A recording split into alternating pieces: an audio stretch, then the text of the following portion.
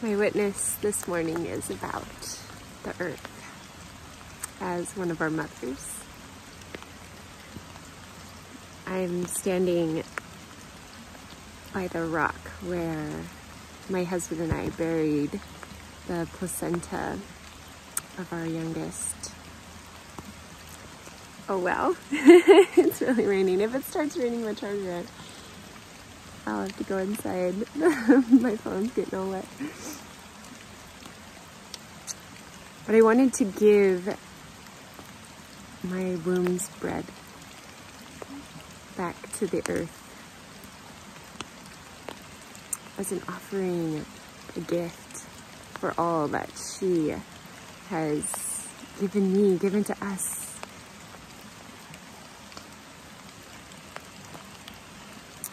And as I was thinking of what I could share in this video, I remembered when I was little,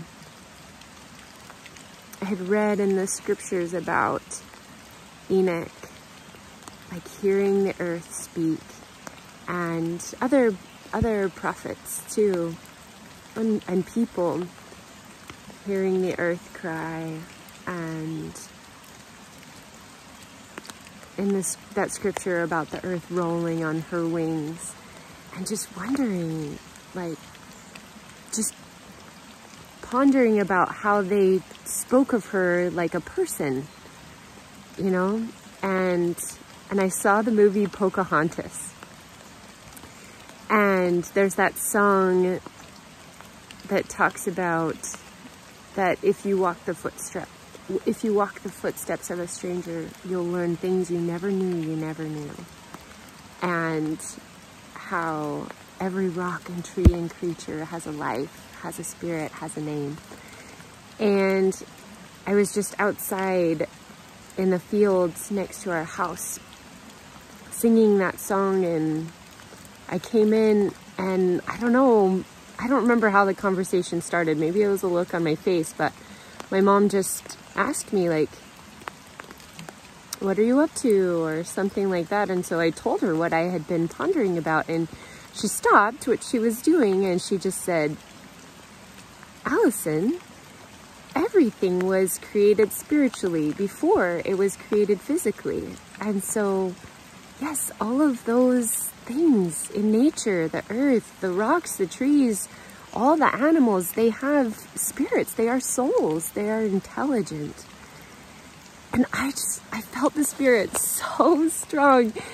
I remember going into my room and like almost crying because it was so beautiful, and I just looked out the window at the world in a different way than I had before my mom shared her witness with me of the earth as intelligent.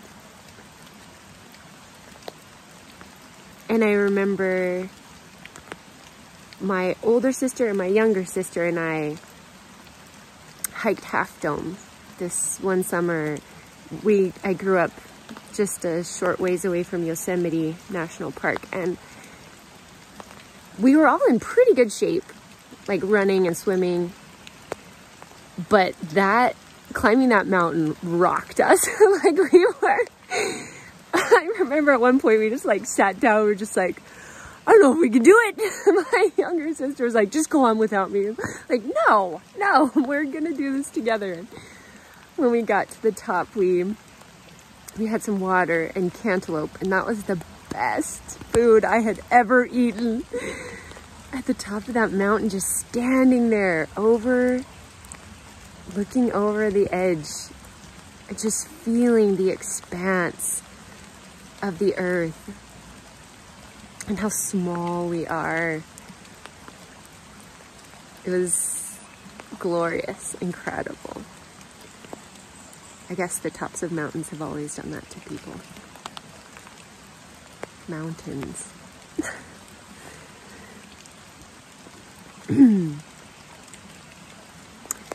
And now getting to live in the forest.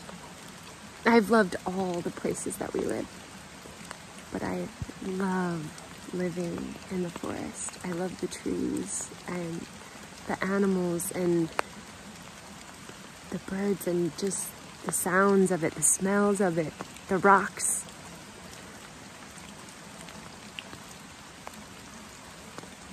And I was asking for a while, I was asking about resurrection and what that is and what it means. And just learning a lot with Mother Earth and from her, that we are literally part of her. And the mystery of that creation and the resurrection and what that will be like. And she showed me the pattern that Jesus had laid out in the sacrament. Like, this is my body. Take it and eat it. And it will be a blessing to your soul. She showed me how the resurrection is an ordinance like that. We are taking a piece of her with us when we go on, because our bodies are made of her. Like all the elements, all the minerals and the water and everything that was here at the beginning of the creation is still here, and it's part of us. It just gets recycled over and over and over again, and we get to take a piece of that with us when we go. And she gives it. She's a great recycler too. We can come and stand on her and just breathe it out, and she gives it back clean, fresh, and sweet to us.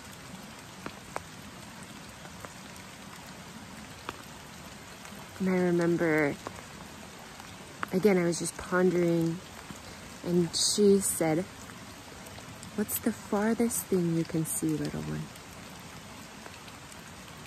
Or when is the farthest you can see? And I remembered climbing to the top of mountains, and so that's the image that I gave her back. And then she showed me, she said, yeah, you can see pretty far when you're on the top of a mountain.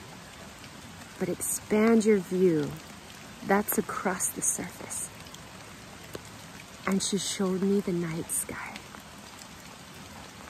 And how far we can see into the galaxy, into the universe. When it's dark outside and the lights of the city are far away.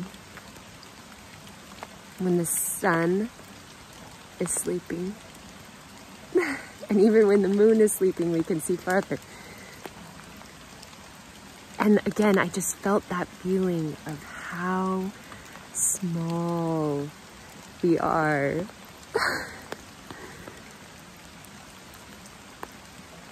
Have you ever had one of those moments where your soul spreads wide as eternity and you just feel the greatness of God, for the beauty of the earth and the sky? I don't know if this video will even make sense, because how can I put into English the glory of God as the earth? How can you describe the ocean to someone who's blind? You know? Not saying that any of you watching this video are blind, we all are. We all are.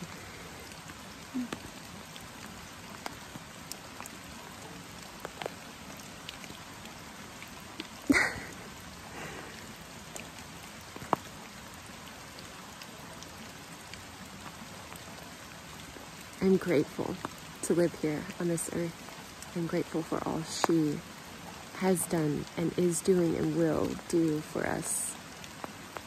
I remember this one time I was training for a marathon and actually ended up running the marathon pregnant because I didn't know it, that I was pregnant yet. But our oldest was just singing away as we ran along. And our second was also in the stroller. I had a double jogging stroller. And we got to the top of this, we crested this hill. We lived in a really hilly place in Southern California. And we crested this hill and she just went, and she started to recite this scripture that we had learned. And she started out kind of low. It got louder and louder. And it was talking about that, about the earth and how the earth will be renewed and receive its paradisiacal glory. And she just like kind of sat forward in the stroller and just like held out her hands. And as we were running at the top of this mountain, they are holy places, the tops of mountains. Any place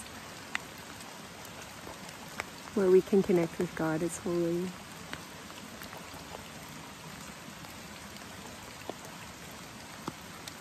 I rejoice in my Mother Earth.